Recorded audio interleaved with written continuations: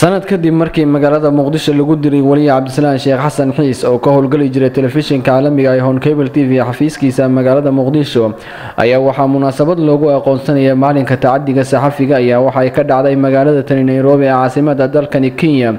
taas oo ay soo agaasimeen shaqaalaha iyo maamulka Hon Cable TV ee magaalada Nairobi. munaasabadan ayaa waxaa ka soo qayb galay marti sharaf kala duwan oo ay kamid yihiin dad magac iyo maamuus ku leh saxaafadda iyo sidoo kale wariyaasha ka howlgala warbaahinta ku hadasha afka Soomaaliga kana dhisan magaalada Nairobi ee caasimadda dalkani Kenya.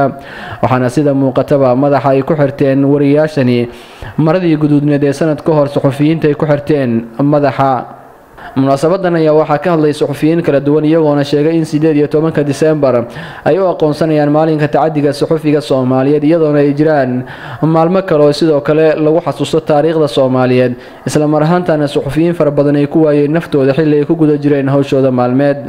iyagoona sidoo kale suxufiyiintani ka hadlay sanad ka hor 18 December 2011 markii magaalada Muqdisho si arxan la'aan ah loogu toogtay Allah u naxariistee walaalkeen Cabdisalaan Sheekh Xasan Xiis oo ka howlgali jiray Hon Cable TV. diyaaradii ay ku tageen magaalada Muqdisho waftigii ballaarnaa ee maamulka Hon Cable iyo shaqaalihiisa ay ka mid ahaayeen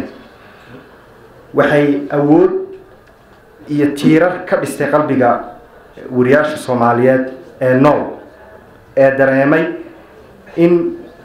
cid sidaas u garab taagan oo garab iyo taageero nolol iyo geeri u haysa ay jirto. maadaama oo la xusayo hal sano kadib geeridii ku timid Xiis Allah u naxariistay oo ay dishay gacan ka xaq daranna alla waxaan uga baryaynaa inuu qabriga u waasiciyo hadduu ilaahay yiraahdana dadkii markaasi dilkiisa ka dambeeyay alla uu markaasi u sahlo dawladda inay soo qabtaan oo mustaqbalka la soo saaro cadaaladda. Cabdisalaan Allah u naxariisto waqtigu waa ordaya hal sano ayaa ka soo wareegtay geeridiisii naxdinta lahayd tiiraanyada nagu wada abuurtay bisha December 2012 Hon Cable TV maamulkeeda iyo shaqaalahooda ay u barardiiqayaan haddaan anagu wariyaashiinahay aan kala qayb galayno Allah u naxariistee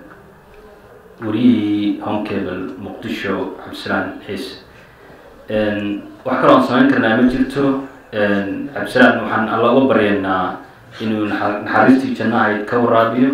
سوچيدين تودا إن ما أنتو كلا تو أنو أقوانصنو مالينتا إن صحافة الصوماليات موجودة إن كسر بحاجرة معلومات دورها أو إنه أدون كلا وداعنا يا معلومات إنه قارو لنا إنت بوي جيران إن هدي هان لهاي إن 21 January هذه أهان لهاي تصدق حدا ماي لحظة إن عفتاح محمد علمي إيو أمران حسن إيو إن لمان أصحابتك لهم كيبل مضحية شقالة بله لقبا إن المركو روما هذا عليو تلفزيون كا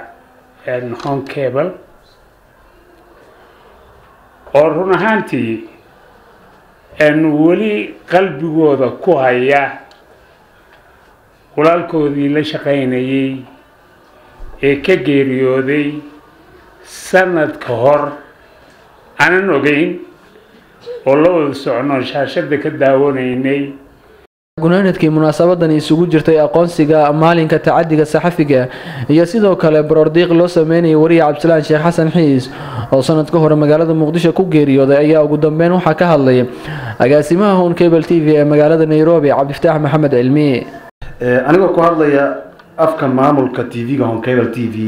waxaan taasi u diraynaa eheladii iyo qaraabadii ay ka geeriyoodeen 18 wariye ee la dilay sanadan gudaheeda. sidoo kale waxaan taasi u diraynaa maanta oo kale waxa la dilay wariye qaali ku ah TV-ga Hon Cable TV Cabdisalaan Sheekh Xasan Xiis. waxaan ugu barordiiqaynaa munaasabadan isaga iyo intii ka dambeysay ee ku dhimatayba gacan ka xaq daran ay ku dishay gudaha dalka Soomaaliya. maad celinta u soo jeediyeen madaxda saxafiyiinta Soomaaliyeed maamulka TV-ga Hon Cable TV waan ka ajiibnay ma ahan mid macnaha mahad celin iyo ammaan u baahan waajib saarnaa oo looga baahnaa inay gutaan ayay gutaan ayaan dhihi karaa sababtoo ah wariye u shaqaynayay oo isagoo ku guda jira shaqadiisa howl maalmeed la dilay ayay waxay ballan qaadeen inay kafaalo qaadaan awlaadiisii iyo reerkiisii inta TV-ga Home Cable TV oo hawada ku jira uu shaqeynayo 18 December waa maalin ka guuxaysa dhagaha Soomaaliyeed gaar ahaan kuwa magaalada Muqdisho iyadoona sanad ka hor 2011 December aynu soo dhaafnay gudaha magaalada Muqdisho askari ku labisan dariiska ciidamada dawladda Soomaaliya oo ku toogtay Allah u naxariistay wariye Cabdisalaan Sheekh Xasan Xiis